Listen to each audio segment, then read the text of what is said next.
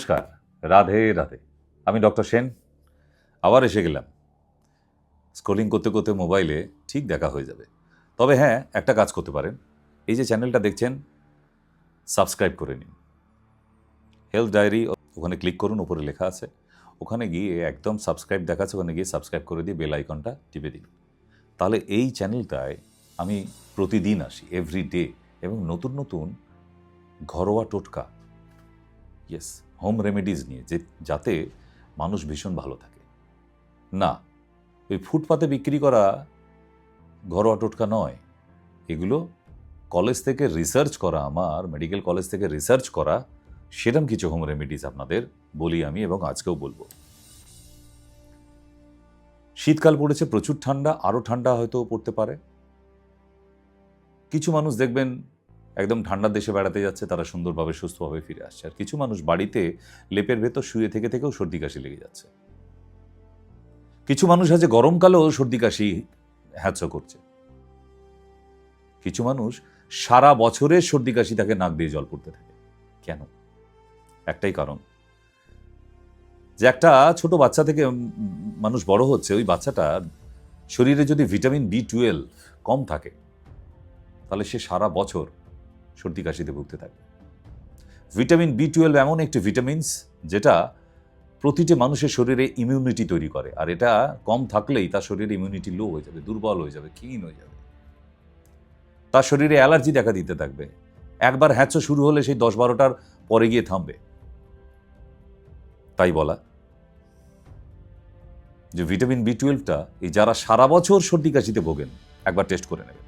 দ্বিতীয়, যাদের হাঁচি কাশি প্রচুর গরমকালে অথবা শীতকালে, এবং একটু জোরে হাঁটলে হাঁপিয়ে পড়ছেন, তার জন্য অ্যালার্জিটা টেস্ট করা দরকার। IgE অ্যালার্জি, এবং IgMটাও টেস্ট করতে পারেন, ইমিউনোগ্লোবিন, ইমিউনিটিটা কতটায় আছে, ভলিউমটা টেস্ট করাতে পারেন, কোয়ান্টিটেটিভ। এবারে আসি আমরা যে এই ধরনের ডিফারেন্ট সমস্যা কেন। একটা মানুষ প্রচুর কাশছে, চিত হয়ে শুলেই ঘর করে আওয়াজ হচ্ছে বুকের মধ্যে। আবার কিছু মানুষ আছে সাঁই করে বাঁশির মতো আওয়াজ হচ্ছে। কেন? কারণ তার শরীরে লাংসে কফ আঠার মতো জমে গেছে। আমাদের এখান থেকে ট্র্যাকিড, তারপরে ছোট ছোট আঙুরের থোকার মতো, বেলুনের মতো বেশ কিছু অসংখ্য জিনিস আছে, যার নাম অ্যালভিওলাই। ওর মধ্যে যখন কফ জমে যায়, তখন বেরোনো খুব মুশকিল হয়ে যায়। আমরা এমনিভাবে শ্বাস তো নিতে পারলাম, ওটা বের করতে গেলে কষ্ট, আবার শ্বাস বের করে দিলাম, কারোর আবার নিতে কষ্ট। তাহলে এই অ্যালভিওলাই যখন ভরাট হয়ে যায় কফে, তখনই প্রবলেম দাঁড়ায়। ঠিক? তাহলে একে ঠিক করে রাখা যায় কিভাবে? সিম্পল।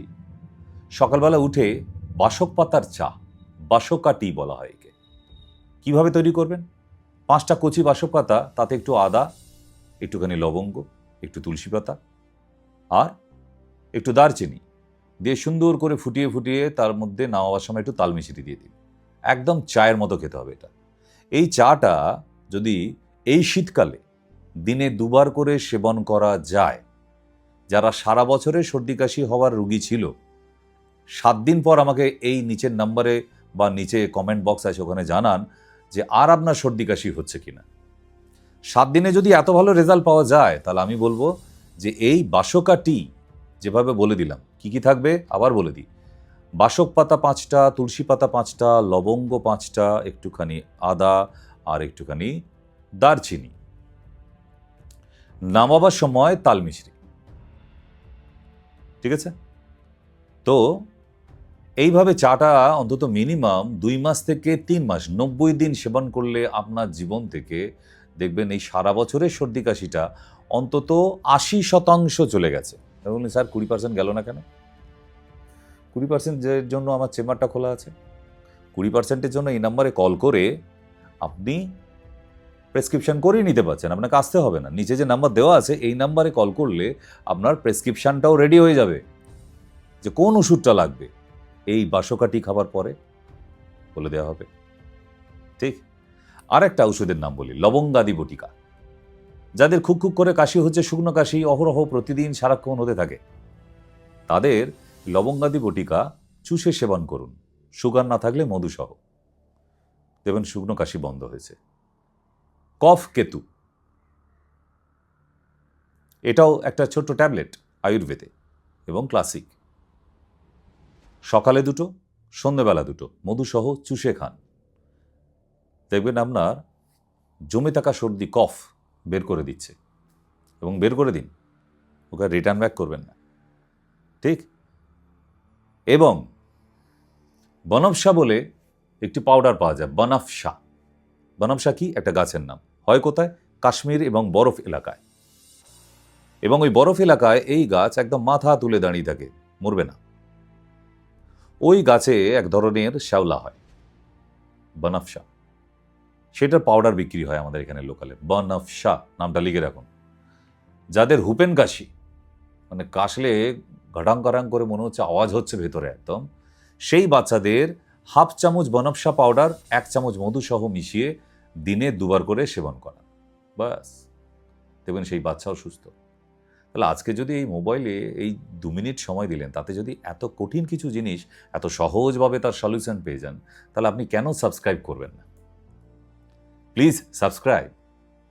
আমি সঙ্গে আছি আপনাদের সাথে। আজকের জন্য রাধে রাধে।